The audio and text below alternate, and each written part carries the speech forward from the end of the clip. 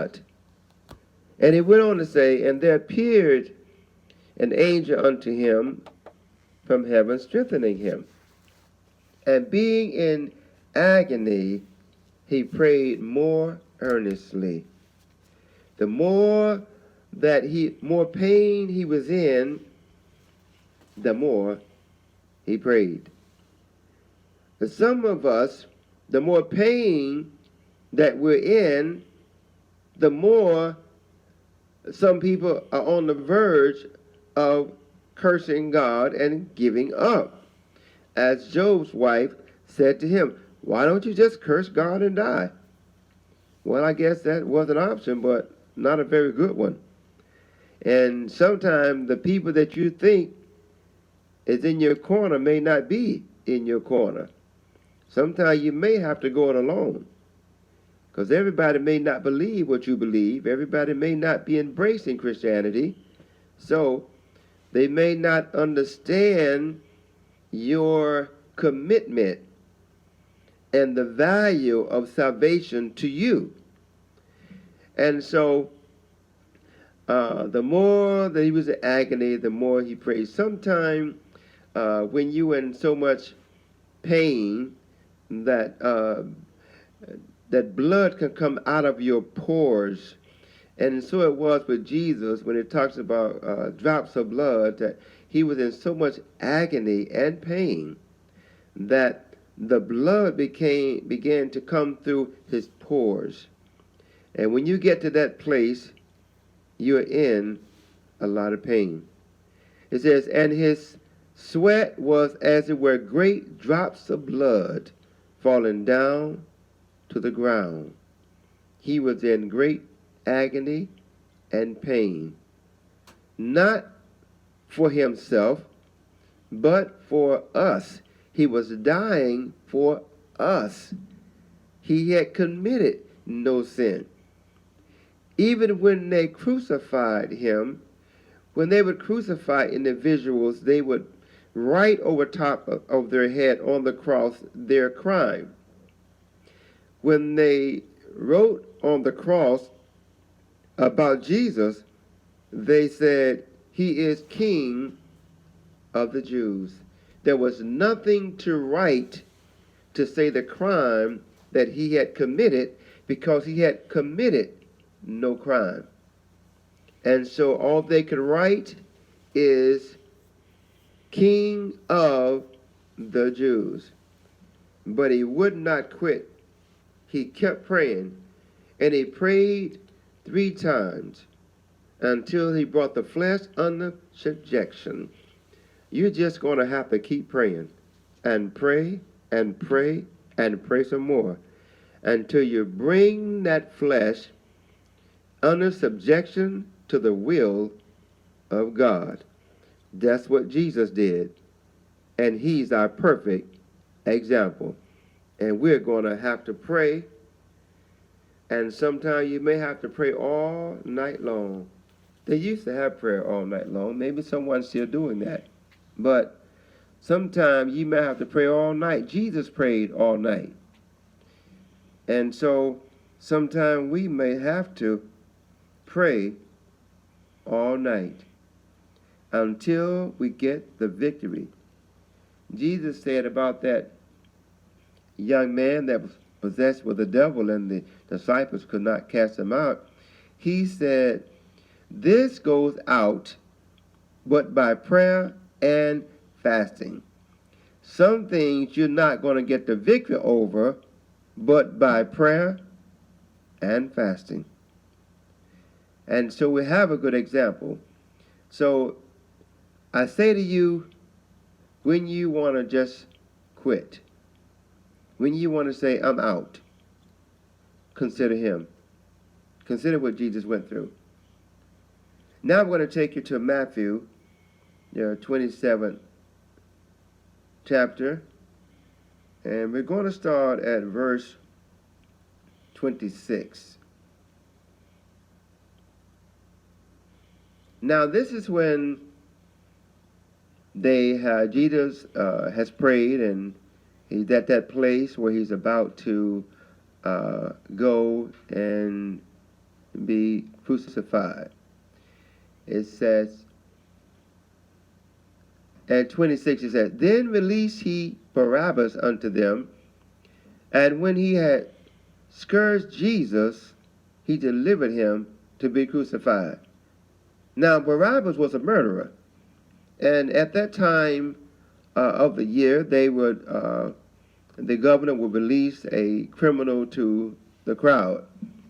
Now, they knew that Barabbas was a murderer, and they also knew that Jesus had done nothing wrong. But Pilate said he knew they had delivered Jesus for envy, not for any crime. But they were determined that Jesus should be crucified and that Barabbas should be released. And so Pilate, willing to please the people, released Barabbas and delivered Jesus to be crucified. And it says, and when they had scourged Jesus, when they had whipped him, they would whip you so you would confess. At one time when they were going to whip Paul and to try to get the truth out of him and realize that he was a Roman citizen, they let him go. But it didn't matter how much they would beat Jesus, he had nothing to confess because he had done no sin. So he had nothing to confess, that he was a thief, that he was a murderer. All he could confess was that I've come to seek and to save that which was lost.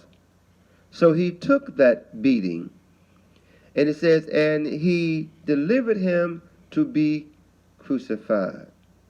Then the soldiers of the governor took Jesus into the common hall and gathered unto him the whole band of soldiers. And they stripped him and put on him a scarlet robe. And when they had platted a crown of thorns, they put it upon his head, and a reed in his right hand. And they bowed the knee before him, and mocked him, saying, Hail, King of the Jews. So they made fun of him. They mocked him. They laughed at him. Now, sometime you're going to have somebody that they're going to mock you. They're going to make fun of you. You go to church all the time, all the people in the church hypocrites. But that's not true. And I'm not saying they're not hypocrites in the church. But everybody's not a hypocrite.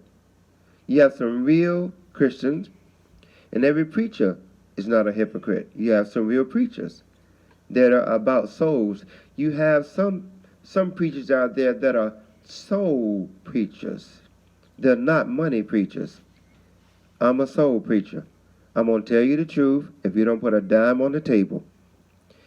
Because it's all about your soul being right with God, telling you what you need to do, and not just looking to collect an offering on Sunday mornings.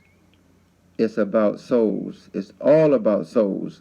My prayer is, Lord, help me to have a great burden and a great love for souls.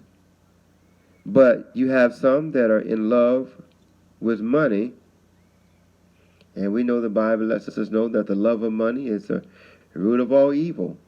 There's nothing wrong with money. The Bible said the love of it, and you think about it. In this world, a lot of crimes are committed for the love of money. They will do anything to get it. They will rob, mug people, senior citizens, rip senior citizens off through scams. They just don't care because they love money so much. And so we have some preachers today that have gotten into that, and they're preaching the gospel has become a livelihood to them, and not a soul love for people. So, after they had mocked him and made fun of him, and you're going to get some of that, so don't feel bad. You're not alone. Just consider Jesus. You're going through this not for yourself. Jesus said you're going to suffer for my name's sake. And he also said that people will hate you without a cause. And so it went on to say, and after they had mocked him, they took the robe off of him, from him and put his own raiment on him and led him away to crucify him. And as they came out, they found a man, yes, a guy that was here that they used to help Jesus carry his cross by that time. And sometime when people were scourged, they actually would die. Their body would go into shock, and they would actually die from the loss of blood. But Jesus was not going to go out like that, because he said, no man taketh my life, but I lay it down. Have power to lay it down, and have power to take it again. On the cross, Jesus dismissed his spirit. No one killed him, but he dismissed his spirit, that when they came to break his legs so that he would die quicker, he was already dead. So, and where we are now, let's take a look at 34. Alfonso Coble at sbcglobal.net.